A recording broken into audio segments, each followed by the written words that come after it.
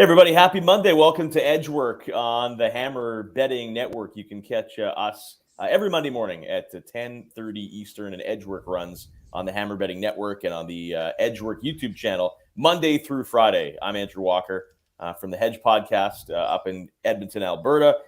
Joe Madden, as always, joins us from Calgary from Joe Madden Sports, and Zack Phillips. You can catch him hosting Edgework on Thursday and Friday on the Hammer Betting Network. What's up, guys? Not much.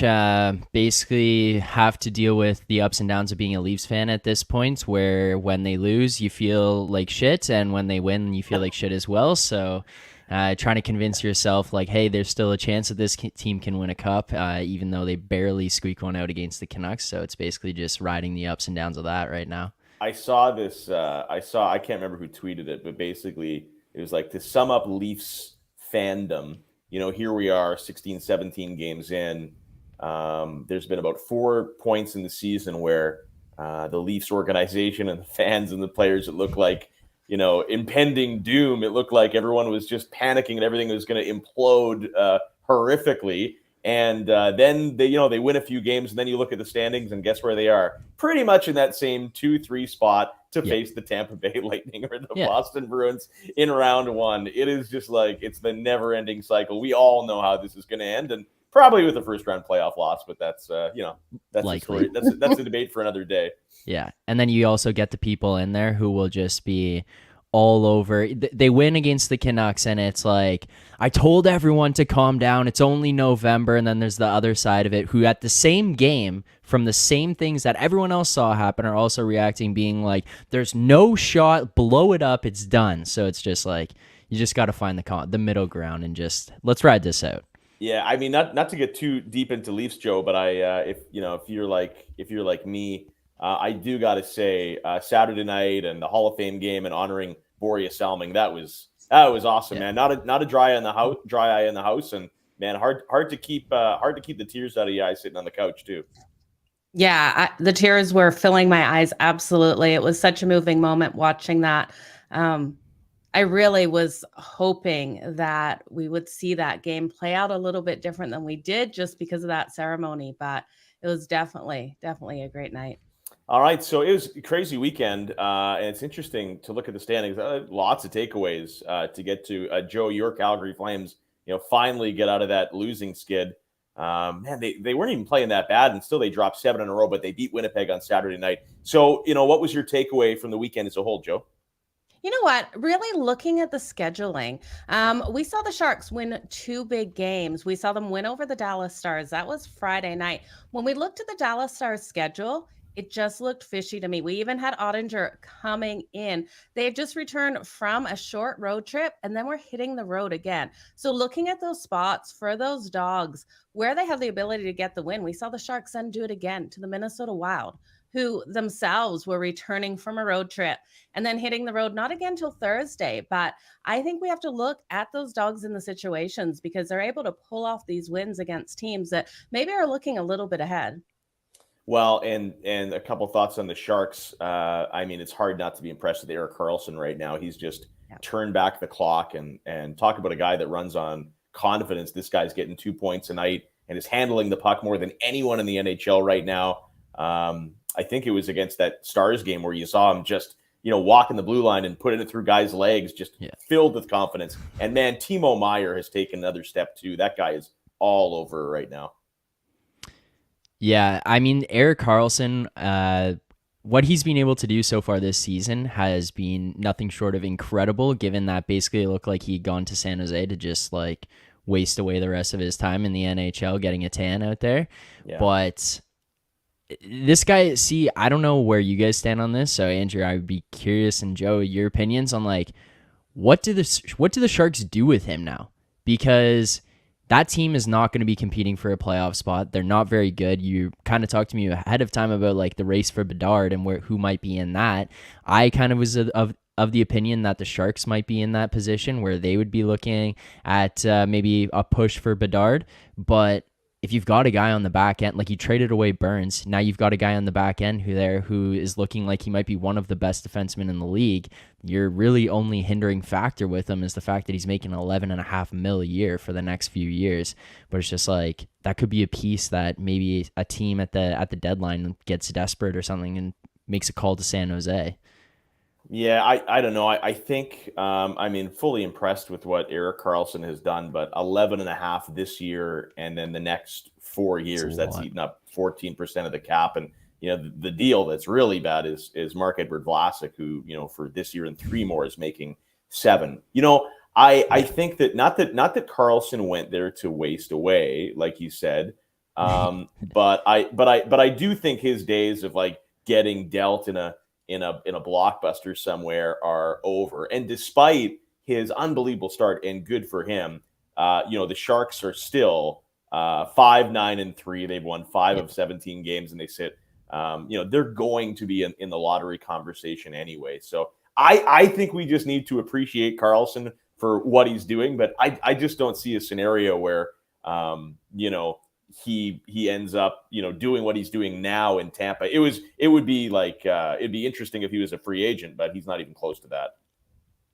Yeah, I mean, fair enough. And just looking at $11.5 million is just, that is a pretty, it's a pretty cringy factor if you're a GM. You know what he's doing right? You know what he's doing right now? He's earning his money rather than being a complete albatross. So, it's hard to separate players from contracts, right? Yeah. There's a difference between a bad player and a bad contract. So I'm glad that we're not focusing on his salary for a while. He's doing awesome. Yeah.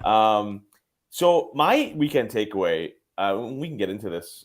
Curious to hear your guys' thoughts too. It's basically on the Boston Bruins have just been so impressive. And I know it looks like I'm cherry picking because they have the league's best record, but you remember the offseason conversations, right? There was they had to get David Krejci back from the Czech Republic, so no one knew how he was going to be. There was supposed to be no Brad Marchand until at least Christmas. Same with Charlie McAvoy. It looked like Patrice Bergeron was going to retire last year, hugging everybody after they lost out in the postseason. Jake DeBrusk had a trade request that wasn't granted. They don't have a great prospect cupboard. Things just look really bad, and they look unbelievable. Hampus Lindholm is having a career year. They already have Marchand back, who looks better than ever. McAvoy comes back last week. Bergeron looks renewed. DeBrusk is, the trade request is off the table. David Pastrnak is trying to get a contract and getting paid. They're unbelievable, and the team they beat yesterday, they just pound the Vancouver Canucks. And I just find it amazing. So, working in Vancouver for a bunch of years, it's an interesting fan base, that's to be sure. And basically the whole city has PTSD basically because in 2011 and then 2012 as well, but 2011 specifically, the Canucks were the best team in hockey, the Sedins and Kessler and Luongo, Kevin Bieksa.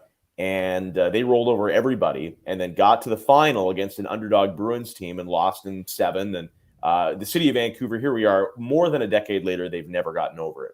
So Vancouver's gone through like 2 or 3 rebuilds in that time.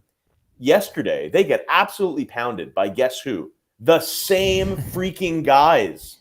David Krejci, Brad Marchand, Patrice Bergeron. Like, the Sedins and Luongo went into the Hall of Fame this weekend. They've been retired for 5 years, and the Bruins' best players are still their best players. That's insane.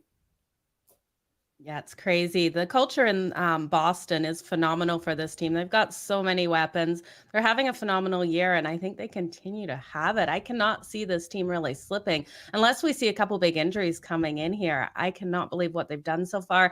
Can't believe how much they've stepped up offensively as well, not just known as that defensive team like we've seen them in the past. What are your thoughts on them, Zach? Yeah, I mean, I was in a weird position with Boston coming into the season where I had predicted them to miss the playoffs, and it wasn't necessarily a factor of like, oh, I don't think they're going to be very good. It was just all the things Andrew talked about. I mean, looking like Bergeron was going to retire. You have some of your big guys in Marchand and McAvoy who were going to miss significant parts of the season. You got to basically hope, and it wasn't necessarily like banking on Swayman not being able to do what he did last year, but it was like, hey, can this guy do it again? Can he continue that? And so I was kind of thinking these guys might be in a position where they would be out of it for a while. Then when you get some of those pieces back, they're going to be fighting for a playoff spot. And then before those guys even came back, it was just never even a question. They immediately started the season strong, and getting those guys back was just the easiest acquisitions they could have ever made by adding Brad Marchand and Charlie McAvoy, who's maybe one of the best defensemen in the NHL right now, right back into your lineup. And then they just take a step forward from even how they were already playing, being one of the best teams in the NHL. It was just, I just didn't know that they were, I mean, I predicted wrong, like hand up. I predicted wrong ahead of the season. I thought that they were going to take a step back, be a little bit older, slower, and be hurt by some of these injuries. It was never the case. And then adding these guys back has just pushed them even farther up the rung amongst the NHL. Culture is a bit of an overused buzzword because it's easy to look at this and be like, hey, man, that's the Bruins culture and next man up. And, much like, I don't know, the Toronto Raptors do as well. It doesn't matter who's in the lineup. They win 45 to 50 games. But I also look at the standings right now, has a good culture. Pittsburgh, Washington, St. Louis, Nashville, all these teams are off to miserable starts. So, I think we can sometimes cherry pick that word culture, but whatever it is, the Bruins have it. The goaltending's been good. I mean, they even have an injury at goaltending. Who comes in on the weekend? Keith Kincaid, no big deal. Allows one goal and beats the Buffalo Sabres. Put it this way, Jim Montgomery right now is a runaway leader for Coach of the Year. I'll say that. Yeah, and I mean, even when you're talking about DeBrusk, his trade request, and then how that was basically taken back, and he's like, all right, I'm fine to stay here. You also have to kind of analyze like what went on with the coaching, because all the rumblings, or a lot of the rumblings coming out of there was that it had to do with Bruce Cassidy, and some of that even had to do with Krejci leaving and then coming back and stuff. I mean, he said, no, that wasn't the full reason. I needed time to think and wanted to go and be with his family and stuff. But like, the second Bruce Cassidy is gone, this guy comes back, Jake DeBrusk's trade request is gone, and then Jim Montgomery comes in here and just basically says like, all right, guys, I've seen what you can be. I've seen what you were before. Let's just find that again. And he's been able to get that out of them. So yeah, it's just maybe sometimes, hey, you mentioned the culture is an overused word sometimes, but maybe he was just able to reinstill a different type of culture within the culture that was already established in Boston, to be able to say like, let's have some fun again here. Let's enjoy playing hockey and enjoy going to the rink. Well, and it's crazy if we were to, again, you don't hand out the awards in November, I get it, but Jim Montgomery probably Coach of the Year, and Hampus Lindholm would probably be a Norris finalist right now, which is crazy. And they get McAvoy back, and right now one of the talks of the town in Boston is Connor Clifton. They love this guy, and all of a sudden they have another really good guy in that blue line, just uber impressive. So we can all agree that Boston is not going to get Connor Bedard, but when you look at the standings, and here we are, 15, 20 games in, what are the teams to you, or is there a team, Joe, that bad start is clearly just going to turn into a bad season? Because if there's ever a year to be intellectually honest about where you're headed, and Columbus obviously is one of those teams. Zach Werenski's now out for the year. If there's ever a year to say, hey, this is not going to be our year, what can we do to give ourselves the best chance possible at Connor Bedard? What team or teams is kind of shifting into that mindset for you? You know what? There's a couple. Like you said, the Columbus Blue Jackets come to mind right away. The Ottawa Senators come to mind right away. And then I think the St. Louis Blues. I know that they've started getting some wins here, but I really don't see this team going as deep as they should. I really expected and hoped for more out of the Blues this season. but I don't see it happening here. I really think they're going to struggle as we continue to go on, and I don't see them stepping up offensively enough to make a run this season. The Blues are really interesting, and Doug Armstrong does a good job of at least recognizing where his team is and whether he should buy or sell. Zach, I know you had thoughts on the Blues going forward too. Yeah, see, the Blues to me are in a weird spot themselves because we've seen it here in Toronto a lot prior to all these young guys getting here. And I mean, I know it's been seen in Vancouver, which kind of leads to some of the problems that they have right now. But it's like you end up in that spot where Joe's saying, like, you started off bad, you start picking up some wins, and then you kind of finish in no man's land. So you're basically out of a playoff spot, but not in a great position for the best draft picks or the highest up draft picks. And that's kind of where I feel like the Blues could be, because they're just going to be one of those like middle ground teams who aren't going to be able to get into that playoff spot because it just doesn't look like they're going to be good enough. And then you're also looking at this team where you have some expiring contracts on some older guys who could have some big value come trade deadline, and Ryan O'Reilly, Vladimir Tarasenko. So if you're sitting in that boardroom in St. Louis, you kind of got to make the decision about what you want to be this season and what you want to make of it, because you will have also re-upped on some contracts here.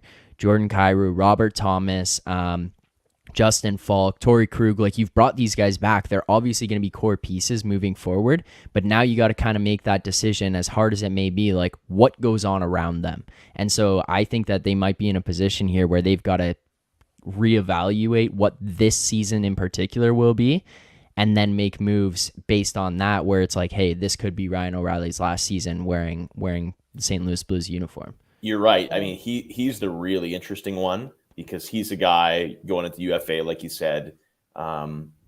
Every team that wants to make a playoff run would want to add Ryan O'Reilly and would pay a hefty price to do it. And guess what? Ryan O'Reilly would be great for all those teams. And it's interesting how things come full circle, because how did the St. Louis Blues get their cup? Well, basically, it was by picking up Ryan O'Reilly in the deal with the Buffalo Sabres. I know everybody crushed the Sabres at the time, but you know who the Sabres got for Ryan O'Reilly in that deal? Tage Thompson, who is unbelievable right now. So the Blues could, potentially get another Tage Thompson of their own in swinging a deal like this if they decide that this season is not theirs. It's going to be really interesting to watch for sure. Yeah, and we've seen teams before where, like, they go from, hey, last season was a really bad season, to all of a sudden next year they're competitive, and then next year they're in the mix. Like, it's not out of the realm of possibility to be able to have that, where it's kind of it's not necessarily a rebuild, but it's like a retool, and you just do it on the fly. You do it as things are going, to be able to say, like, this season isn't the year, but next year, let's go back and let's do some things, because we can make some moves right now that it can help us next season. And let's not put ourselves in a position to just get nothing out of this year, where we're not going to make the playoffs and we're not going to get a good opportunity at a lottery pick, and then we're just going to be sitting here scrambling next season. Like, you can make a commitment one way or another without drastically hurting your team for seasons to come. Well, and this year, it's not like Connor Bedard's unbelievable, and even if you finish last, you have a 20% chance of getting him. Yeah. But it's not just about Connor Bedard. This year's draft class is unbelievable. Yeah. And anywhere in the lottery, you're going to get a potentially a franchise-changing player. So that just increases the likelihood of some teams saying, "Hey, maybe this isn't our year," whether that's St. Louis or Vancouver or Columbus. All right, so let's get to our best bets and best prop bets tonight. Not a crazy night on the NHL. We're looking at 4 games. We got the Senators, Islanders, Flames hosting the Kings, Hawks home to the Hurricanes, and a rematch of last year's playoffs, the Avalanche home to those St. Louis Blues that we've been talking about. So, Joe, let's start with you. What's your favorite player prop tonight? Yeah, so I'm looking at the matchup between the New York Islanders and the Ottawa Senators. I've got to take Brock Nelson here of the Islanders for his shots on goal. We can get it over 2.5. It's a little juiced at -140, but I do like it. He's had 55 shots on goal so far this season in the 16 games. So he's averaging just under 3.5 shots on goal per game. In his last game out versus the Columbus Blue Jackets, he was absolutely on fire. He got 10 shots on goal. Well, I don't think he gets that many. I definitely think he comes out strong versus his Ottawa Senators team that is just allowing way too many shots on goal at 34.1. So take Brock Nelson over 2.5 shots on goal. Yeah, 10 shots. I hope you had Brock Nelson in DraftKings this weekend. I'll say that. Absolutely. Zach, you got a prop? Yeah. Gonna actually give you credit for this one. You helped me out with finding this one. This is the Mikko Rantanen over 3.5 shots on goal. You can find this one plus 130 on most books. That was like one of the most widely available numbers. The Blues have been giving up a lot of shots. Basically, they're just going to play into the Blues giving up a lot of shots, and Mikko Rantanen has been consistently putting up 3+ shots in each of the games that he's been playing in this season. So just factoring those in and the fact that you can get a nice plus money number on this one, I'll take Mikko Rantanen over 3.5 shots on goal plus 130. Yeah, I like that, and I think this game is full of offense. I'll get to that in a second. My favorite player prop, the number one. Now, it's a little different because he's not going to have to go against Matthew Tkachuk running around the ice anymore in Calgary, but Drew Doughty has always had a burr in his saddle when he's played the Calgary Flames. Scored the big overtime winner there last year. And so I like a Drew Doughty without having to deal with the Matthew Tkachuk stuff for an anytime point in Calgary tonight. He's minus 116. So a little bit of juice there, but I like a Doughty anytime point against the Flames. Not a huge play for me, but I like building into the narratives a little bit. So that gives me a little entertainment tonight watching the Flames and the Kings. And Joe, you know it. You know it. Doughty's going to get a point tonight against your Flames. He always does. Is. Yeah. I hate when the Kings come to town, that's for sure. It is definitely always a hard game for the Calgary Flames when they do. It's Edgework on the Hammer Betting Network. Okay, let's get to our best bets, your favorite line or total from tonight, Joe. Yeah, so I'm actually looking at the LA Kings and Calgary Flames game. I've got to go under this number of 6. I know it's scary with what these offenses are able to do, but we look at Calgary, they just haven't been getting that offensive production, scoring 3 or less goals in 8 of their last 10 games. We look at these defenses, and while they haven't been phenomenal, they have been allowing goals, but I think between Jonathan Quick and Jacob Markstrom coming out in goal, this one stays under that total. I really like what we've seen out of Quick so far this season.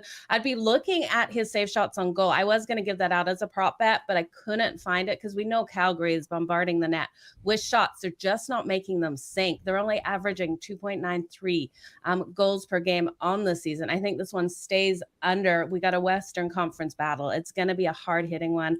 Give me the under 6. Zach, what are you on tonight?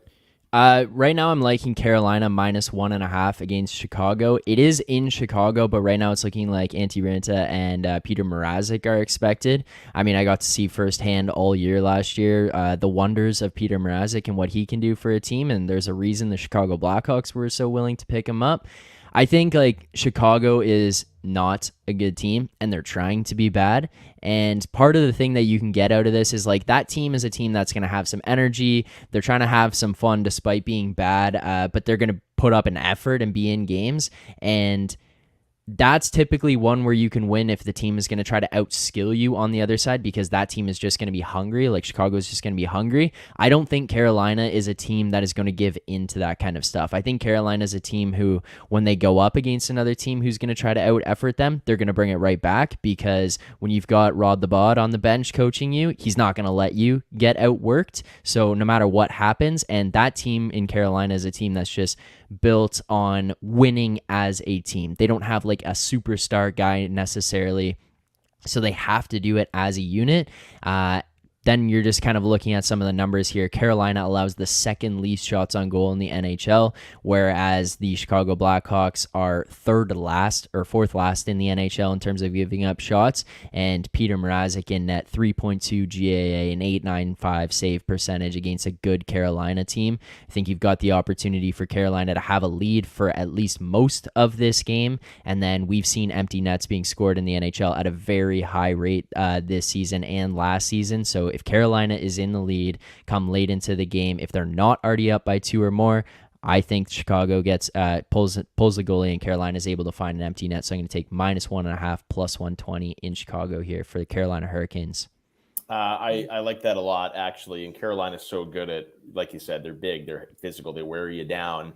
So third periods, I think we saw this against the Oilers on I think it was Thursday. It was a tight game until the third, and then finally Carolina just broke through and added like 3 goals in the final 7 minutes. So, that's how it goes. Yeah. My best play tonight, I'm going to be on the over between the Avalanche and Blues. The number is 6.5.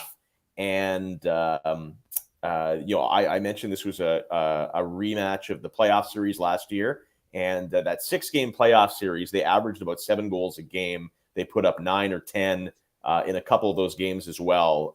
These two offenses just went back and forth. I think my only hesitation would have been, with the Blues, they just weren't scoring the goals early on this season. But all of a sudden, like, they've won a couple in a row. They put up 5 the other night. They get Buchnevich back in the lineup. So, they're going to have to score to try to keep up with Colorado. And we know kind of the Blues to be like this lockdown defensive unit. They're not there. They're giving up 35, 36 shots a game. So I like a higher scoring game tonight. And again, these two teams, when they played each other over the last couple of years, they've gone over this total 6 of the last 7 times. Like all these games are high scoring when they meet up. So I'll just wager on that trend to continue tonight. Are you guys missing the totals of 5 at all? How many 5s have we seen come out this season? Maybe 1? Yeah, crazy. not a lot. They're all 6.5. We're starting to see 7s right now as well around the NHL. So Well, numbers that have disappeared too have been the first period overs 1.5s. Like those are you're scrambling to find those, and when you do, they have so much juice on top of them. Like you're looking at like minus 140 on the over 1.5. Most of them are sitting at like over 2, under 2, basically for the first periods now. So even that one has just kind of disappeared. Yeah, and this over 6.5 Colorado St. Louis, a little bit of juice, but minus 1 to 3, so pretty close to even money. So I'm happy with that. And I might even parlay it with your pick, Joe, and also the Hurricanes puck line tonight. So my Monday is planned between that and Monday Night Football. All right, you can catch us every Monday here on Edgework at 10:30 Eastern. Edgework, watch it on the Edgework YouTube channel as well.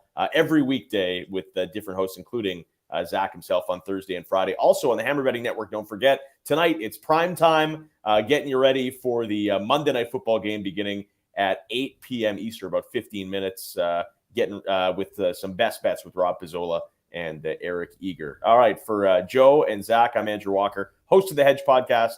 You can find it on thehedgepod.com. This has been Edgework on the Hammer Betting Network.